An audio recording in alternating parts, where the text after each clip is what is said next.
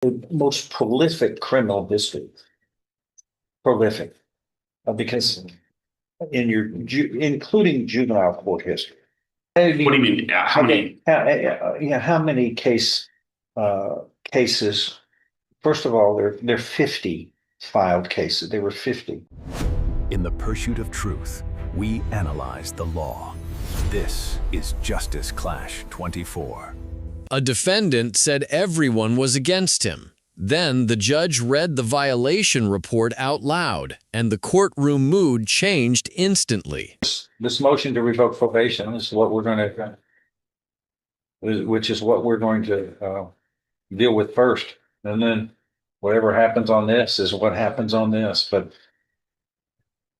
this first degree felony is bad. We'll take it up next. Yeah, we're going to need a reset so that we can get those drug test results, Judge.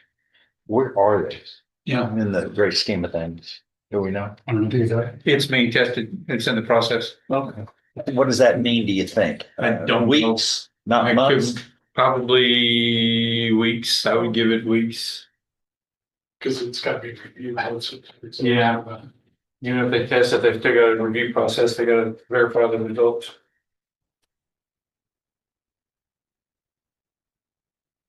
Committed the offense of illegal possession of a controlled substance. What is that?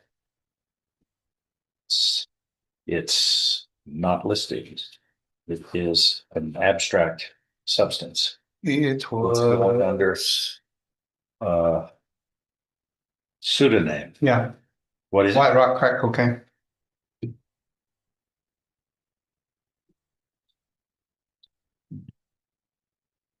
That's number 17. Don't have any substance to go to 10. Verification form, community service. How we doing from probation? Thank you, ma'am. He's been on probation with August 28th. From August 28th. When did he go into custody? It was January 12th. He's been in custody since the first of the year? Yes, Judge. Okay. Judge, we previously filed a motion to set a bond. I understand that the straight probation, he's not entitled to a bond. The court at the time initially denied that. I'm just asking the court to consider revisiting that since we are going to have to reset this. Here's why I object. I know, don't. Don't look at it. Skip those 3 pages in there. Right. But again, Judge, that hearing was 5 months ago. This is now May, we're going to reset and longer. So we'd ask the court to consider. I'm aware of that.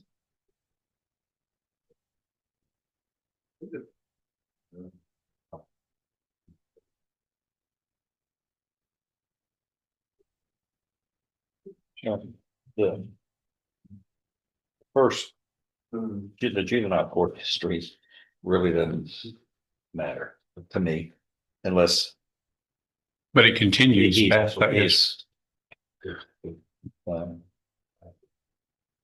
he gets transferred to adult status, then you've got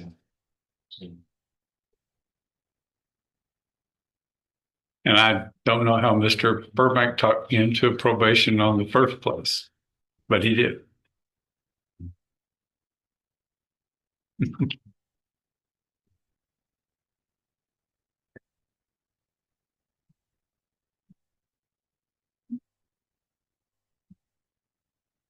your age, sir. 38, sir.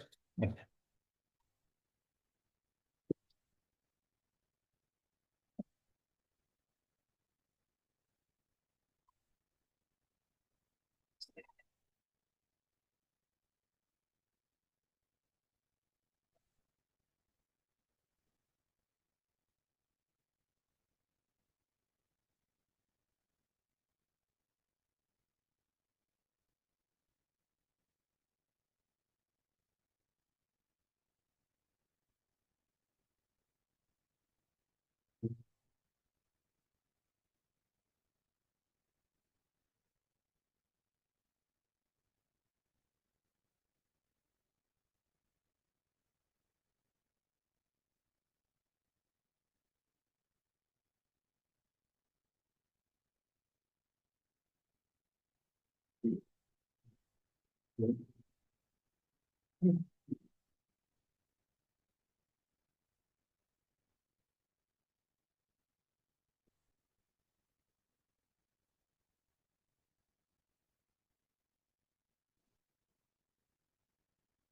looking at, just for the purposes of the record, the most prolific criminal history. Prolific.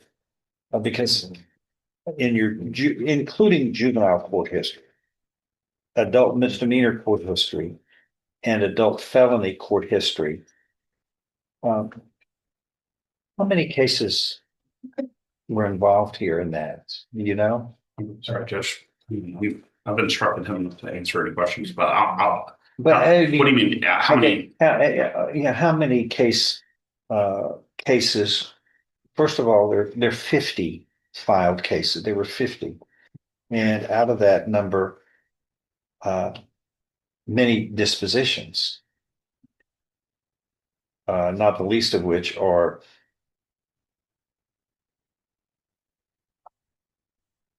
9 or 10 felony court dispositions, not including the misdemeanors. In addition to that, on the other criminal matters, which for the most part are Class C misdemeanors, 100 Class C misdemeanors, 100. So what jumps out at me is this is a far greater than normal criminal history that is generally dealt with, which reasonably, by reason, there is a propensity to make the wrong mistakes. I have you here on 2 probations, right? And Just one. what is this? That's a different And this is the new case, isn't it? No, there's no new case. It hadn't been Oh, filed it's a yet. theft. That's me, Judge. That's a different. That's a different one. That's the next one he's got that's the next Mr. Gertz has coming up. That's not Mr. Dixon. Mr. Dixon. He argued that staff ignored his complaints and other residents bullied him. But the treatment center documented repeated violations. The judge reviewed every detail. What happened next sealed his fate. Dixon only has one case pending right now on Jeopardy. Sorry. Okay, on, just from Mr. Dixon, not, what's this? Sabrina. On Mr. Dixon, I remember, I can't remember everything distinctly, but I do remember the prolific number of criminal matters. And actually, I mean, I'm very sensitive about the fact that many of these aren't dispositions, criminal dispositions. So you throw that out of the mix, but still a lot. And then we've got you on this 3rd-degree felony, and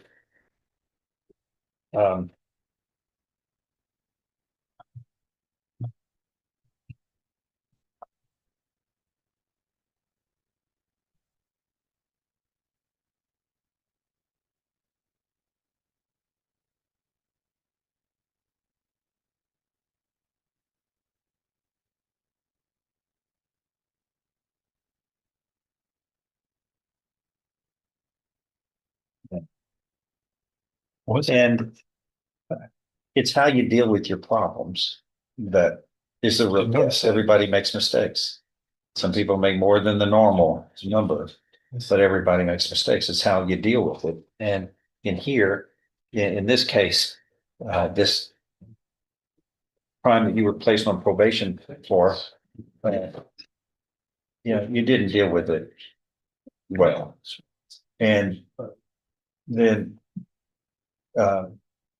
they're booking you in, and then for evading arrest, and then the crack rocks start falling out of your orifices, or your pants, your underwear, whatever it is. I mean, you can't make this stuff up. It's just compounding. When you're in a problem, fix it. You gotta fix it, responsibly. And for whatever reason, you should have known that sooner or later they were gonna get to the bottom of everything. And I literally used the bottom here. They were gonna get you for something more. And that compounds a fact situation, a circumstance of this particular offense. And so you plead guilty and promise really to me, we'll never do this again. I'm not going to get in any trouble. That's number one. And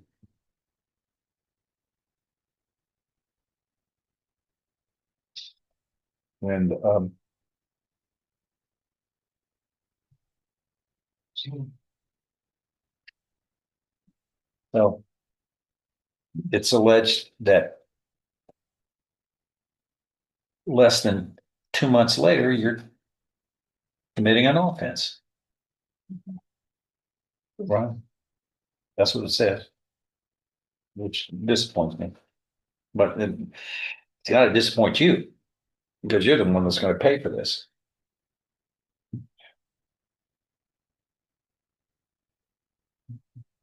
I just don't know how to trust him. That's why I'm reluctant to get him in a position where he can be released under these set of circumstances when we're still waiting on some lab results. Yeah, plus when you released him under conditions of probation, which would be similar to bond conditions, he couldn't make it 2 months. So, or he's arrested. Anything else? Yes, Judge. Go ahead. There are reasonable conditions under which you could place him in GPS. There are reasonable conditions. GPS home confinement drug patch, and setting us significantly high enough bond to ensure the undertaking, which is what the law asks us to do. And The law does say that it's not required under these circumstances. I understand, yeah, but I'm asking the court But because of let length me of. just say this, another offense under this situation, committing another offense would be, what would be the term? Catastrophic for you. But it wasn't catastrophic enough during when you were put on probation to keep you from coming back in here. Presumption of innocence always being part of the equation. We're just asking the court to consider that, the time that's gone by since this incident. And is there any word at all from the lab about when this is expected to be dead? There won't be, Judge. Is there a way No. we can hasten it? I can try, Judge. I can't make any promises because we've got What I'd like you to do more than is one try county. before I make, I'm not going to grant the relief yet. Yes, sir. Yet. Let's see what they said. They say it's a long time, then I'll Maybe we read You look that at it and revisit it and say 3 weeks, Judge. They ought to have an answer in 3 weeks. But at the end of the day, what are we doing with it? Well, Judge, Now, I don't know what what are you these gonna tests are gonna say, Judge. I don't know what it's gonna say. And I'm happy to presume that my client is innocent, so. I know that, but you have confidentiality with him. You know what the answer, he knows what the answer is. You know what the answer is. It's just, whatever, but he knows what the answer is. And what needs to be done is you got to get out of this tailspin and fix this. You have family at home? Yes, sir. Do they depend upon you? Yes, sir. They're not getting help with you in jail. No, sir. Do you have children? Yes, sir. How many? 4. What's the greatest gift you can give your child? What's the greatest gift? Time. A good example. Okay, sir. They're going to do just what you do. What I'm telling you that is don't expect them not to make the mistakes you're making because it's a natural phenomenon, the way our creator made things. The parent figures are directly influential to the children, and they're growing up and they're shaping of their decision making. You're not making good decisions for your parent, are you? You should. You're supposed to be out there working, making a family, a unit. You're in jail. And they're gonna, the kids are gonna go, hey, dad, it's good enough for dad. The point is, you're not just hurting yourself. You got people who depend upon you. You're touching their lives directly, and you're not touching it in a good way, which can be changed any moment if you wanted it. That's what's the shame. We'll see you back in 3 days. For more real courtroom breakdowns, subscribe now. The judge said treatment was an opportunity many people never receive. After hearing the facts, prison became the outcome, and the lesson was impossible to ignore.